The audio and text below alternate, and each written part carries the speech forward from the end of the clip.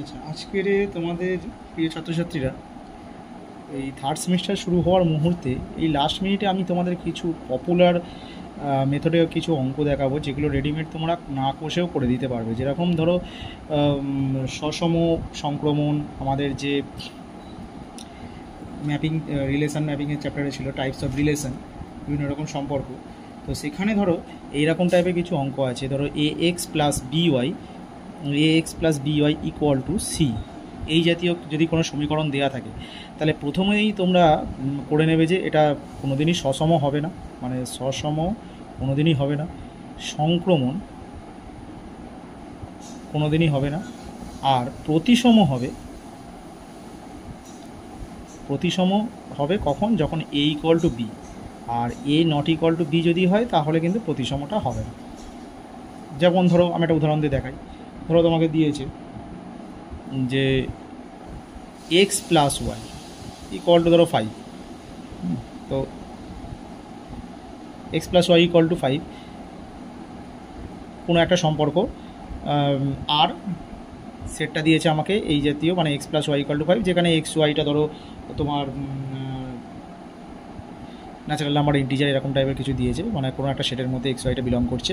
তাহলে এই সম্পর্কেটা কী হবে, মানে এফটা যদি এন থেকে এন হয়, জেড থেকে জেড হয়, তাহলে এই সম্পর্কটা তোমাকে বলেছে সসম হবে কি সংক্রমণ হবে, প্রতিসম হবে। সসম সংক্রমণ হলো কিন্তু প্রতিসম হলো না, বা এরকম জাতীয় দিয়েছে। তাহলে প্রথমেই তুমি যেটা করবে, দেখো এখানে প্রথমেই তাহলে আমাদের কোন দুটো অপশান চলে যাচ্ছে, যে সসম সংক্রমণ তো কোনোভাবেই হচ্ছে না, তাহলে প্রতিসম হবে যখন এ ইকুয়াল টু বি। দেখো এখানে এও 1 বিও 1 আছে, তাহলে এটা আমি বলে দিতে পারবো যে এটা প্রতিসম হচ্ছে।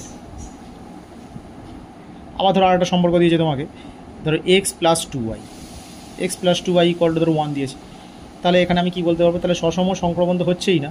আবার প্রতিসমটা এবার আমি যদি চেক করি, তাহলে দেখো এখানে A equal to 1, B equal to কিন্তু 2,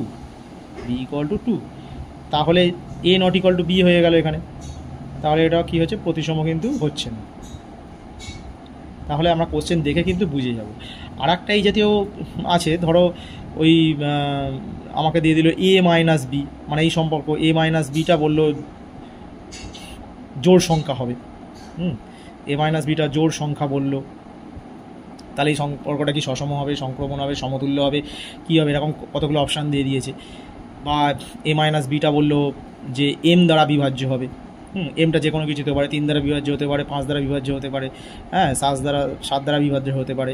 বা বলে দিল যে 2-এর গুণিতক, জোড় সংখ্যা মানে আমরা এটা তাহলে কি বলতে পারছি, যে 2 দ্বারা বিভাজ্য, হ্যাঁ, বা 2-এর গুণিতক এম দ্বারা বিভাজ্য, ঠিক আছে, বা এম এর গুণিতক। এই রকম যখনই কথা থাকবে যে এ মাইনাস বি হোক আর mod of A minus B হোক, যাই হোক এরকম টাইপের দিয়েছে, যদি এম দ্বারা বিভাজ্য হয়, জোড় সংখ্যা হয়, 2-এর গুণিতক, 3-এর গুণিতক, তাহলে এটা সবসময় কিন্তু মনে রাখবে যে সমতুল্য সম্বন্ধ হবে। সমতুল্য সম্বন্ধ হবে, সমতুল্য সম্বন্ধ, কিন্তু এটা সবসময় সমতুল্য সম্বন্ধ হবে। তাহলে এই দুই জাতীয় সমীকরণ যদি তোমরা কোশ্চেনে দেখতে পাও, তাহলে তোমাদের আর কষার দরকার নেই, একদম তোমরা অপশান দেখে টিক দিয়ে দিতে পারবে। তাহলে এটা হলো একটা, মানে এই জাতীয় অঙ্কের শর্ট ট্রিক। এছাড়া তো তোমরা করতেই পারবে যে কোনো একটা সম্পর্ক সসম সংক্রমণ কীভাবে বার করতে হয়, সেটা তোমরা তো লং নিয়মে করতেই পারবে। আমি তোমাদের জাস্ট এখানে শর্ট নিয়ম দেখালাম, দেখো মানে অঙ্কটা তোমরা যদি কত তাড়াতাড়ি করতে পারবে।